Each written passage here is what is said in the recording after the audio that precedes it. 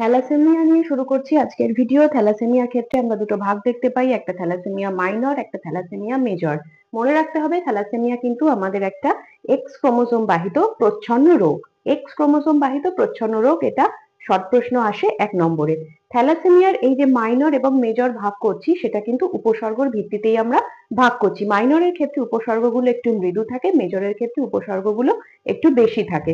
এবার এই যে থ্যালাসেমিয়া মাইনর, এটি হলো 16 নম্বর ক্রোমোসোমে যখন হিমোগ্লোবিনের আলফা জিনের ক্ষেত্রে কোনো মিউটেশন দেখা দিচ্ছে, তখন আমাদের হয় থ্যালাসেমিয়া মাইনর। আর মেজরের ক্ষেত্রে হচ্ছে 11 নম্বর ক্রোমোসোমে যখন মিউটেশন দেখা দিচ্ছে, তখন হচ্ছে এই থ্যালাসেমিয়া মেজর।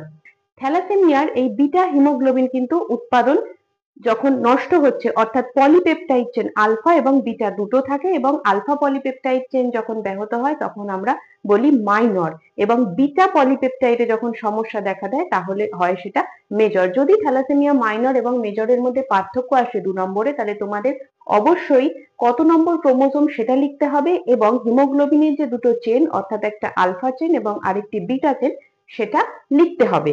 ঠিক আছে। এবং থ্যালাসেমিয়া ক্ষেত্রে আমরা দেখি এই রোগে আক্রান্ত রোগীদের দেহে হিমোগ্লোবিন উৎপাদন কিন্তু ব্যাহত হয় এবং শরীরে লৌহ সঞ্চয় হয়। এছাড়া এদের শ্বাসনালীতে সমস্যা হয়, ফলে শ্বাসকষ্ট হয়, এবং সাধারণ যে বাড়ন্ত, যেটা বয়সের সঙ্গে সমানুপাতিক হয় মানব শরীরের ক্ষেত্রে, মানব শিশুদের প্রত্যেক কটা মানুষের ক্ষেত্রে, সেটা কিন্তু এদের আমরা ব্যাহত হতে দেখি। আমি তোমাদের চেকার বোর্ডের ক্ষেত্রে করে দেখাবো যে কিভাবে আমাদের সমাজে বা আমাদের এই হিউম্যান পপুলেশনের মধ্যে থ্যালাসেমিয়া জিনটি বাহিত হচ্ছে। বিবাহের পূর্বে অবশ্যই থ্যালাসেমিয়া টেস্ট করে নেওয়া উচিত। যদি থ্যালাসেমিয়া একজন কেউ কেরিয়ার থাকে, তাহলে কিন্তু সেই থ্যালাসেমিয়া জিনটা একটা জেনারেশন থেকে আরেকটা জেনারেশনে যাচ্ছে। ভিডিওটা ভালো লাগলে অবশ্যই লাইক এবং শেয়ার করবে। তোমাদের প্রশ্ন তোমরা কমেন্ট বক্সে লিখে জানাবে। আচ্ছা, এখানে দেখো এই চিহ্ন দিয়ে এখন আমরা কি বোঝাই তোমরা সেটা বুঝে গেছো। এক্স আর ওয়াই একটা পুরুষ, এবং এই পুরুষটি কিন্তু থ্যালাসেমিয়ার জিন বহন করছে না। এখানে হচ্ছে টিএইচ দিয়ে আমি থ্যালাসেমিয়ার জিনকে বুঝিয়েছি। টিএইচ পজিটিভও অনেক সময় লেখা হয়, আবার টিএইচ না লিখেও অন্য কোনো সিম্বল দিয়েও বোঝানো যায়। মোট কথা যে কোনো একটা সিম্বল দিয়ে বোঝালেই হলো, আর সেটা ব্র্যাকেটে লিখে দিতে হয়, বা প্রশ্নে তোমাদের যেমন আসবে তোমরা সেভাবে করবে। এই দেখো, এক্স এর মাথায় টিএইচ লিখেছি থ্যালাসেমিয়া, আর এই এক্স এর মাথায়ও টিএইচ লিখেছি। এ হলো একটি থ্যালাসেমিয়া রোগে আক্রান্ত মহিলা। তাহলে এই যে গ্যামেট উৎপন্ন হচ্ছে, গ্যামেট উৎপন্ন হচ্ছে। এবার এখানে যখন আমরা চেকার বোর্ড দেখছি, চেকার বোর্ডে দেখো এক্স আর এক্স টিএইচ, মানে এই যে কন্যা, এই কন্যাটির ক্ষেত্রে কিন্তু এ সুস্থ, এ এই জিনটা বহন করছে, অর্থাৎ মাইনরের মতো কিন্তু ব্যাপারটা থাকছে। এর মধ্যে আমরা থ্যালাসেমিয়া জিনকে দেখতে পাচ্ছি এবং কোনো মৃদু উপসর্গও দেখতে পাচ্ছি। এবং এইখানেও দেখো এক্স আর এক্স টিএইচ রয়েছে, অর্থাৎ এও কিন্তু বাহক রয়েছে। থ্যালাসেমিয়া মাইনরের যে উপসর্গ সেটা আমরা দেখতে পারি অনেক সময় যে হচ্ছে, সেটা তাও নয়।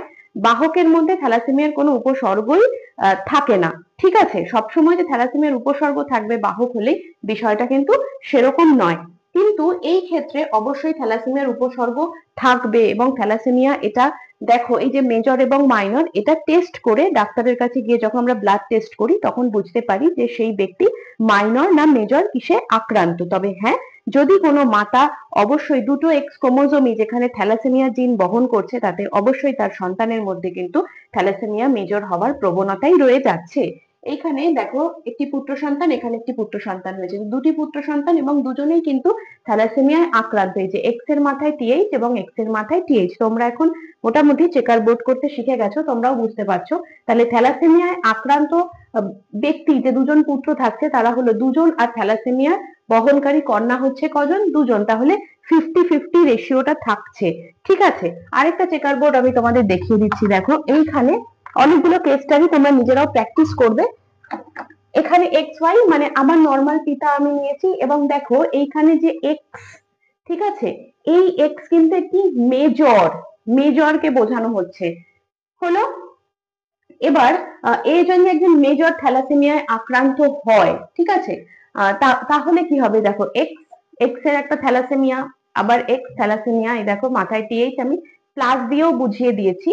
আর এখানেও যে একটা পুত্র সন্তান হচ্ছে, তার মধ্যে আমরা থ্যালাসেমিয়া জিন পাচ্ছি, অর্থাৎ থ্যালাসেমিয়া আক্রান্ত। আরেকটি পুত্র যে তৈরি হচ্ছে, সে কিন্তু থ্যালাসেমিয়ায় আক্রান্ত হচ্ছে না, সে একটি স্বাভাবিক পুরুষ হচ্ছে। ঠিক আছে, তাহলে দুটি সন্তান হচ্ছে যাদের মধ্যে আমরা থ্যালাসেমিয়া দেখতে পাচ্ছি, আর দুজন হচ্ছে যার মধ্যে থ্যালাসেমিয়া হচ্ছে না। এই হলো থ্যালাসেমিয়া চেকার বোর্ড। এছাড়াও আমি তোমাদের আরো কয়েকটা কেস স্টাডি করে দেখাবো।